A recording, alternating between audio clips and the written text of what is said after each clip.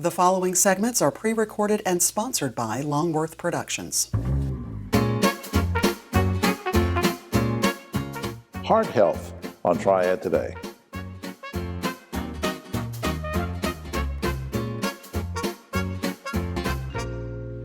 Hello everyone, I'm Jim Longworth and welcome to another edition of Triad Today. Coming up later on, our roundtable, and of course we're here at the Senior Botanical Garden. We'll tell you about them later on as well. But between now and then and all that, lots of great guests, important information coming your way. We'll have a discussion about keeping your heart healthy and all sorts of things. But where we want to start is I'm excited about meeting this guest. I wanted to meet him for almost a year now. He's finally here at the show. Ty Gioba, who is I call him new, City Manager of Greensboro. Welcome, sir. Good to see you. Thank you so much, Jim. It's good to see you too. And I hear lots of great things about you. So let me, in the time we have a lot, let me just ask you a couple things. The first is, I remember you said something about a year ago, saying that you wanted to make Greensboro, and I want to get this right, the most desirable mid-sized city in America. Why that goal, and is it attainable? It is attainable. We actually have what it takes to get there. We have the resources, we have the people. I always think about this, Jim. I think that in another 10 years, if an American decides they want to go to a place in the United States to live, to go to school, to work, to retire, to visit, Greensboro is top of mind for them. How do we make that happen? Right now, quality of life is amazing. You can get anywhere within the city in about 20 minutes. Yeah. We've got 7 colleges. We've got a very robust parks and recreation amenities. But as we grow, we need to continue to keep pace with those things so that people have what they want and what they need to stay in the city. And as people come to visit us or come to school, our residents who have been living there for so long, I want them to have the opportunity to choose Greensboro rather than go somewhere else. And so that, to me, it's attainable. Well, yeah, and since you mentioned the colleges, we're just replete with great colleges and universities. Now, the thing is, though, we graduate these young people, and as you said, some of them will take off and go somewhere else. What are you doing, or what do you want to do to try to keep them here? To me, 3 things. Jobs, jobs, jobs. And that's why we're fortunate to have had the economic successes we've had in the last year, especially with Boom and Toyota in the region and Publix and also coming Topgolf.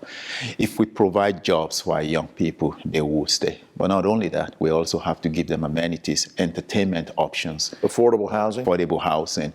But not just affordable housing, but also affordable living. Some of our young people don't necessarily want to buy expensive vehicles, but they want to live close to where they work. So choices of how do they get there safely without having to drive will be very important to them. Carla Banks, who does a great job on the city channel, was emailing me the other day and said something about a Mobility 2045 plan. Mm-hmm. I believe that has something to do with public transit. What's that all about? Yeah, we're reworking and redefining the future of public transit in Greensboro. How do we get our residents to where they need to go? We're going to introduce what we call crosstown routes. In other words, you don't have to come to Center City to get to where you need to go. Right. For those who need to go to the doctor's office or who have parents who live in senior facilities, they should be able to go from home to visit them or to go to doctor's appointments without having to come through Center City. So Mobility 2045 will rework our entire transit system, take a look at how we can get 15 minutes frequencies, maybe a trolley system on Helm Street. Oh, yeah. A way to just make sure that we provide choices when people want to have a car option as city. City of Greensboro has a new police chief. Very quickly, what kind of priorities are you and the chief setting for public safety? Oh, a wonderful man. So right now we're talking about what we call creation of multidisciplinary or multifunctioning hubs in our communities where we're taking the city into neighborhoods. Part of that will be started by our police department, non-sworn officers who can help kids in after school, daycare facilities and things of that nature. I think that our police chief has an idea to really talk more about community policing, not necessarily in uniform, but how the community and public safety work together to create safe environments. Well, I want to put something on screen here just for general information so people can keep up with what's going on in the city. And that's greensboro-nc.gov is the general website. And I hope you'll come back sometime. I want to find out more about your background and and who inspired you to go into public service. A lot of things I want to cover with you, and you can give me updates on what's happening in the city. So will you come back sometime? I will, definitely. All right. I would be happy to do that. Thank you, sir. Thank you so much. We'll be right back after this.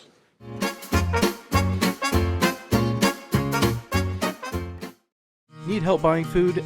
Everyone needs help sometimes. Food Nutrition Services may be able to help you buy food and free up your money for other expenses, such as utilities and medicine. To receive F&S assistance, households must meet income limits. You may be able to get assistance even if you own a home, car, land, property, or have a retirement plan or money in the bank. Second Harvest Food Bank of Northwest North Carolina team members can help you with the application process over the phone. To receive help or if you have any questions, call 336-422-7758. No matter the challenges, we were there. Whatever the struggles, we were there. And as the sun comes out, bringing the promise of a brighter tomorrow, we will still be here.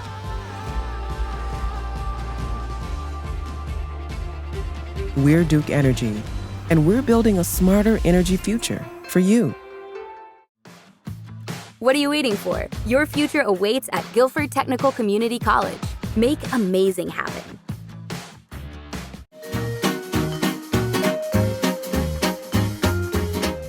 Back now on Triad Today, we welcome a return visitor to the show. He hadn't been here in a long time. We welcome him back. He does important work in the community throughout the area. Dr. Stephen Rohrbeck, he's a cardiologist with Atrium Health Wake Forest Baptist. Good to see you, sir. Good to see you. How prevalent is cardiovascular disease? Well, unfortunately, it's very prevalent. It's been the leading killer of Americans every year except for 2020 in the last 100 years, when COVID took it over. But other than that, it's the thing that's most likely to cause someone to suffer serious morbidity or death. Now, I know you get this question all the time, but just I don't think we can mention it enough. What are the signs and symptoms of cardiovascular disease or a cardiac event? Well, the signs and symptoms can be many and varied. The most common ones are trouble breathing, discomfort in the chest, and then if it's a stroke, you can get numbness or tingling or trouble speaking. There's a lot of different things that can happen, but the main problems are just tiredness, shortness of breath, pain in the chest are the biggest things. Right.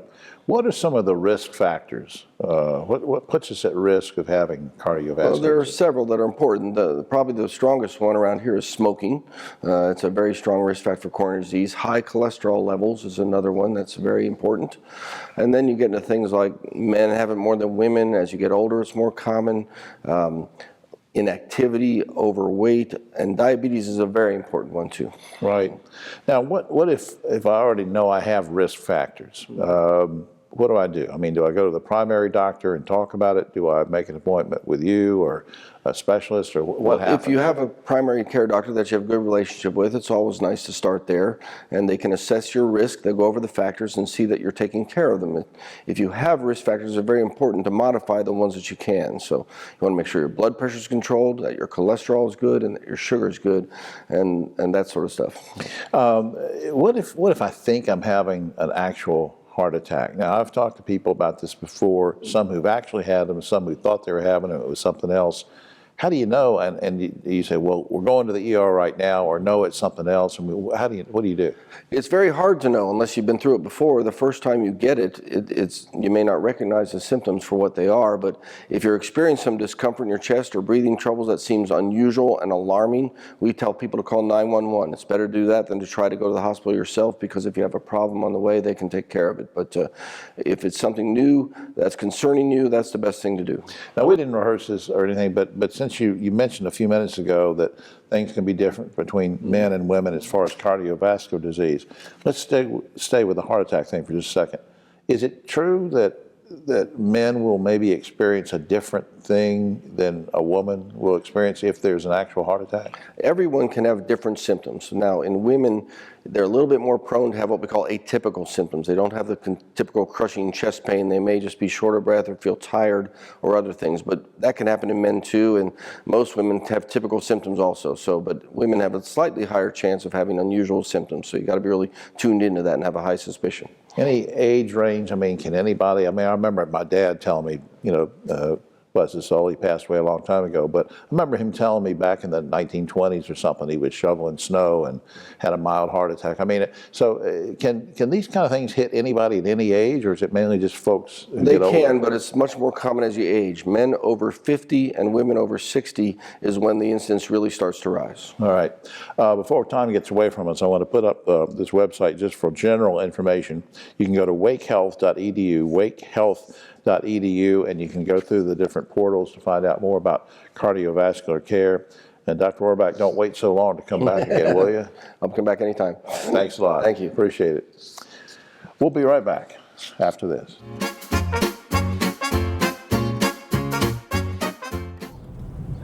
You know, it's hard to believe the Safe Sober program has been going strong for over 30 years. And over 600,000 students have made the pledge to stay safe and sober on prom night. You know, Griff, it's had a huge impact on our community. Yeah, you're right, David. And now we're making sure the message continues year-round. So everyone can join us in supporting our students. Learn more and take the pledge at safesober.com, sponsored by Daggett Schuler.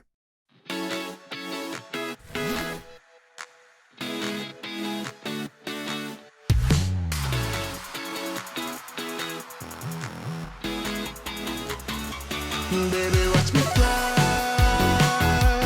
Baby, watch me soar. Baby, watch me fly. I will open up the sky. Fly local, fly easy, fly PTI.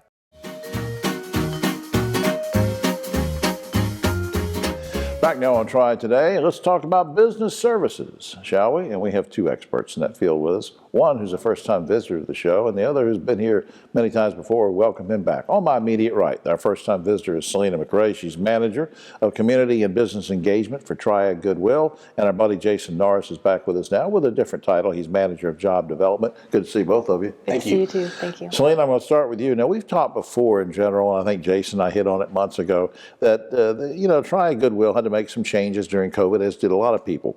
Let's hone in on business services. How have you adapted business services during and since and during the pandemic?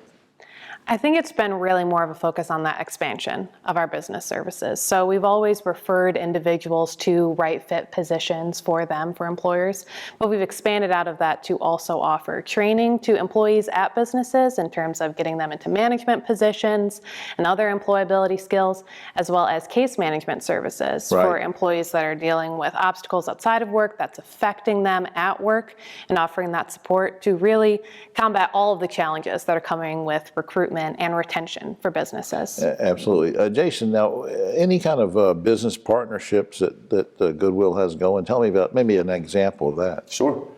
We have multiple partnerships with businesses. We've got partnerships with different trucking companies that actually recruit folks that are coming out of some of our truck driving classes. Same thing with our HVAC and construction.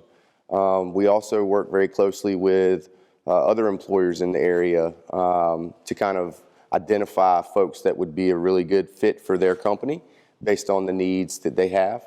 But just to kind of give you an example, we've got, partnerships with Swift Transportation, Schneider Transportation, Mount Air Farms. Wow. BG Multifamily. And what kind of results do you think you're getting from these? So we're getting a lot of people placed, getting a lot of people jobs. A lot of folks that are going through the training are able to immediately transition directly to employment, which is great. So they're able to get trained and move right into employment, which is really, really perfect for the participant as well as us. Yeah, a big benefit to folks who want to come in and not just learn, but learn to be job ready when they leave, which is a big deal for you. Absolutely. Yeah, making sure that you're being responsive to what the businesses need. And that leads me to this, Selena. What recommendations are you making to businesses during our current economic environment? What do you say to them? Yeah, and really all of it encompasses being curious, creative, and open-minded. So looking at your hiring policies, how many of these do you really still need in terms of education requirements, years of experience requirements? Can you transition to more skills-based hiring to still get the talent you need for the positions and being a little less restrictive?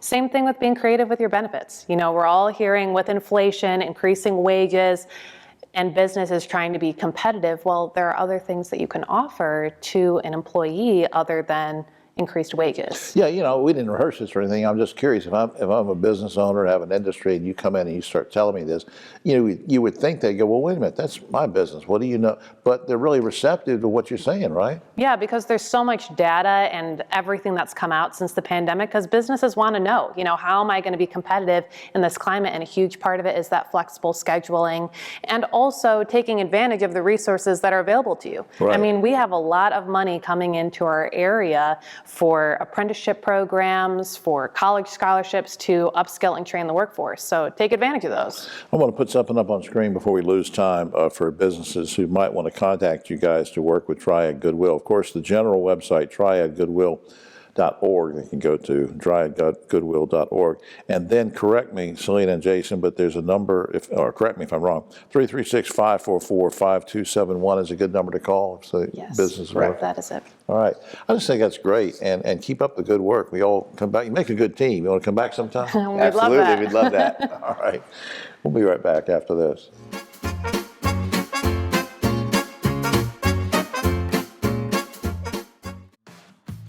Let GTCC help you take your next career step.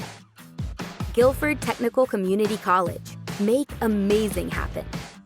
Are you looking to jumpstart your future in the fast-paced, rapidly growing food industry? In Second Harvest Food Bank's Providence Culinary Training Program, you'll learn the craft and art of cooking, plus business and management skills, science and nutrition, and essential life skills. Providence Culinary Training has helped hundreds of individuals just like you launch successful culinary careers. There's no reason to wait to turn your passion for food into an exciting career. Check out the upcoming class schedule on our website at providencews.org. Hi, I'm Jim Longworth, reminding you to catch my column Longworth at Large and Yes Weekly every week. It's available throughout the Triad, or you can go online, yesweekly.com.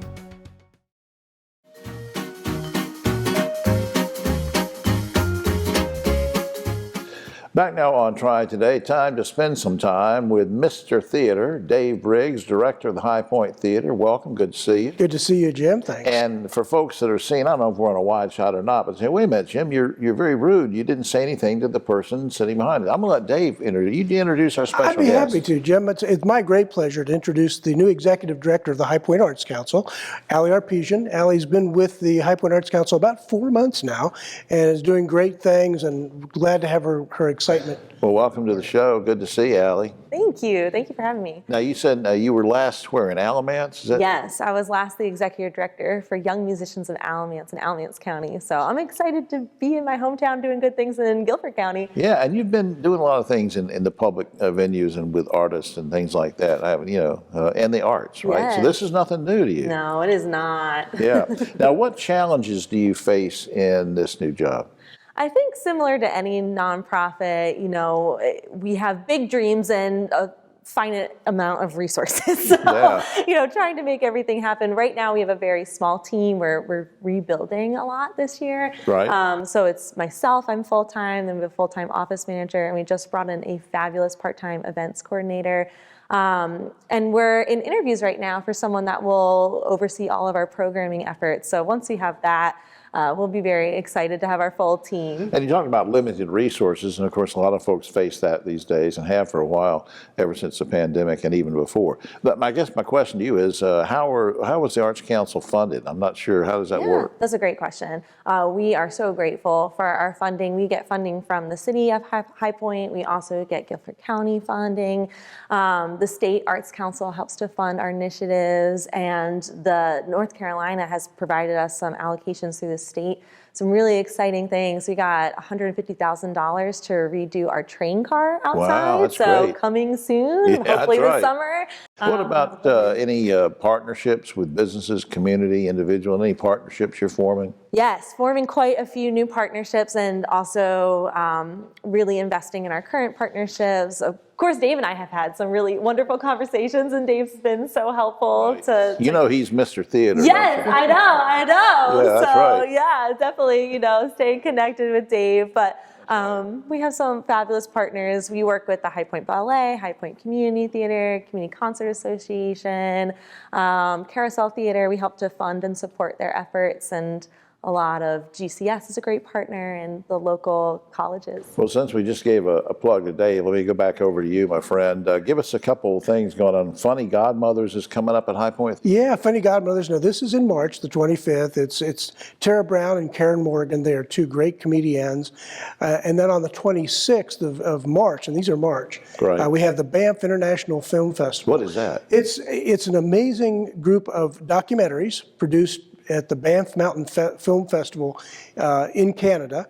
And then they travel it worldwide to share these amazing documentaries. So we're going to see films on March 26th. You're going to see a lot of the winners on the 26th. Oh, okay. And it's really a great film festival. But I need to put in a plug for Triad Has Talent, which will be on February 18th, which is coming up sooner. Coming up. 5 local performers: Jack Gorham, Stuart Coley, Guilford, the Polk Duo, and Travis Wilson. Yeah. Are our 5 groups. Yeah, we talked about that last month or a few weeks ago. I'm glad you gave that a plug. All right, before we run out of time, first of all, highpointtheater.com is the main website. If you can check that out for all sorts of information for tickets, 887-3001.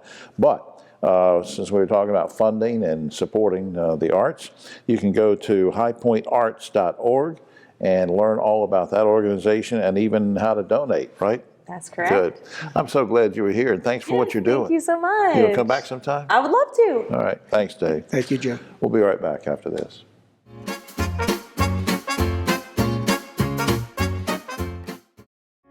Hi, I'm Jim Longworth, reminding you that Triad Today is now streaming on WFMY Plus, available free on Roku and Amazon Fire TV. My mother passed away on a Monday night.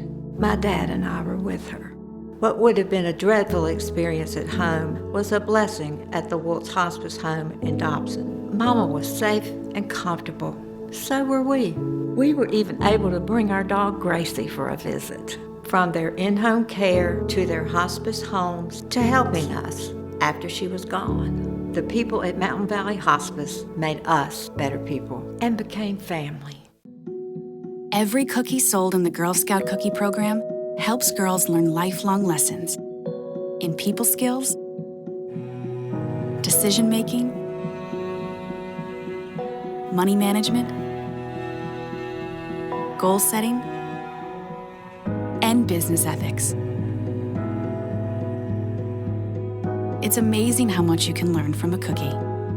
The Girl Scout Cookie Program. Think outside the box.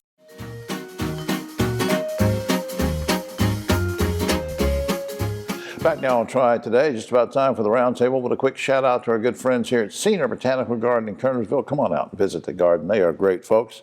Great folks are with me right now on my right, but always political left. Ogie Overman, the great broadcaster and journalist. Chairman of the Forsyth County Board of Commissioners, Dr. Don Martin, is with us this time. And Keith Granberry, of course, founder of Helping Hands Consultants. I want to apologize first before we start. We had Girl Scout cookies last week, and I didn't say anything or thank anybody. Girl Scouts, Carolinas Peaks to Piedmont. Buy cookies from those guys. You like those cookies? I love them. Love them. You All had right, more, first I'd topic. All right, we now know that Rich Neck Elementary School administrators were warned 3 times that a 6-year-old had a gun with him, but they refused to have him searched due to privacy rights. Guys, in general, should students have inherent rights to privacy? Ogie. Well, they may, but I mean, it's superseded by the teacher's responsibility to keep the kids safe, clearly. Dr. Don. Yeah, if you have reasonable suspicion, you can search anybody for something, and clearly 3 staff members provided reasonable suspicion. Keith, I think when it comes to phone, there should be some privacy, but when it comes to lockers and things like that, where there may be some guns or things like that, and someone tells them that there's guns, then that's an issue that should be addressed immediately. All right, State Treasurer Dale Falwell, who's been on this show before many years ago, he's still arguing in court that the state health plan should not cover gender reassignment surgery and hormone therapies for transgender state employees. Should taxpayers foot the bill for someone to change his or her gender? Ogie. Well, the taxpayer thing is just a ruse. I mean, he never gives up, does he? He just doesn't like anybody but straight white men. Well, I don't know that that's... I mean, how much is it going to cost? 2 cents maybe for one? How many transgender people are there really? None. Well, I think part of that, I was actually on the state health board when some of that was discussed. Right. And I think a big issue had a lot to do with this. There's a fair amount of research about the safety of the surgery. Now, counseling, the hormone treatments, and other things, one part, but the surgery, I think, was the other issue. And it is very expensive. Should we pay for it, Keith? That's a tough question, but I think with the few amount of people that are actually having it, I don't think that should be a problem with that if that's something that someone really wants. Yeah, okay. In order to save money, the Iowa State Legislature says food stamps should not be used to buy meat. They also want to require Medicaid recipients to work 20 hours a week if they want to receive benefits. Are you guys okay with any of this, Ogie? None of it. Can't buy meat. Food stamps and you can't buy meat. Right. Yeah, I'm very much against that, of the meat. The work requirement, I probably think that it's also a very expensive and difficult thing to manage, but that's sometimes the way that you get those kind of bills to pass. Okay.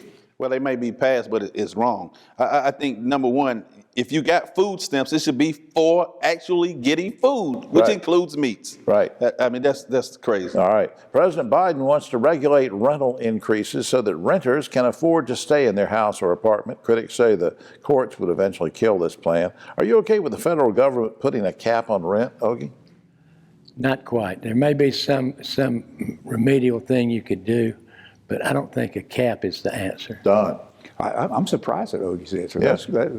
I'm with him. Really? Keith, what do you think? This is crazy, but I don't think there should be a cap. But I do think there should be some affordable housing in all different areas for people. This year, 27 states are raising their minimum wages. North Carolina is not one of them. Would you like to see our state raise the minimum wage this year, and will they, Ogie? Absolutely. I'd love to see it with the Republican legislature. I doubt it's going to happen. Don Martin. I'm a little more mixed in that. It's kind of like if you can't find people, you pay them more, and that's what's happening in this economy. Keith. Aren't people looking for people to work? Yes. And the best way that you're going to get it is you raise the minimum wage, because people have been being paid money not to work. So now if you give them additional incentives, that may be an additional incentive. Good point. Although it has virtually no chance of becoming law right now, some members of Congress want to replace federal income tax with a national sales tax. Good idea or bad idea, Ogie?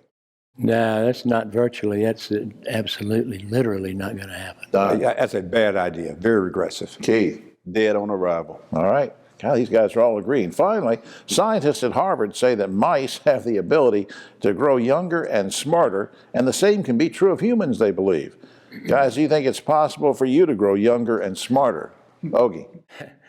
There used to be a song called King of Wishful Thinking. That's what that is. Just we're hoping.